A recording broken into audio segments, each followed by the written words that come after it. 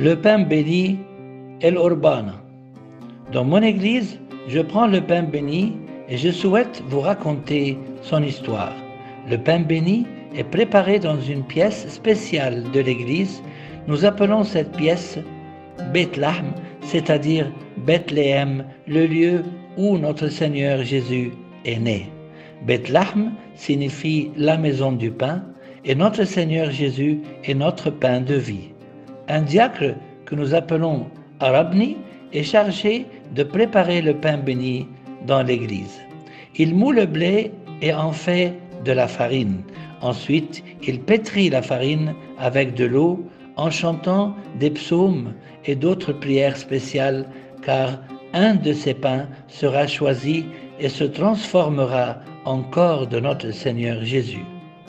Il met du levain dans la pâte. Ce levain symbolise nos péchés que notre Seigneur Jésus a portés à notre place sur la croix. Gardez à l'esprit que nous n'ajoutons pas de sel dans la pâte. Comme le sel empêche la nourriture de moisir, Jésus n'a pas besoin de sel car son corps ne s'est pas corrompu dans son tombeau.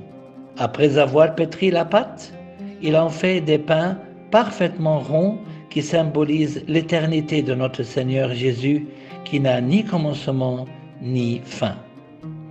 Puis, El Arabni scelle la pâte avec un sceau gravé d'une grande croix au milieu qui représente notre Seigneur Jésus.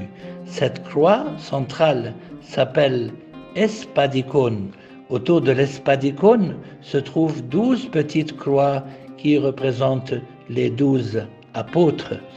Autour de ces 12 croix se trouvent des paroles en grec: Dieu saint, Saint le Tout-Puissant, Saint l'immortel.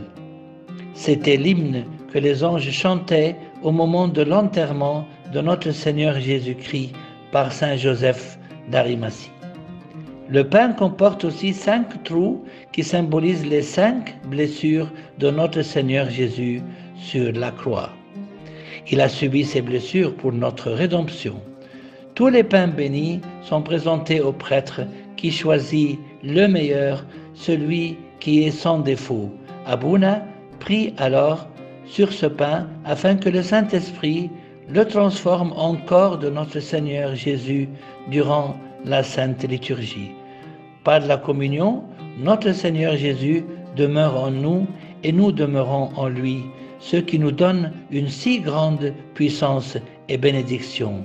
Mon Église est vraiment très belle, je l'aime beaucoup.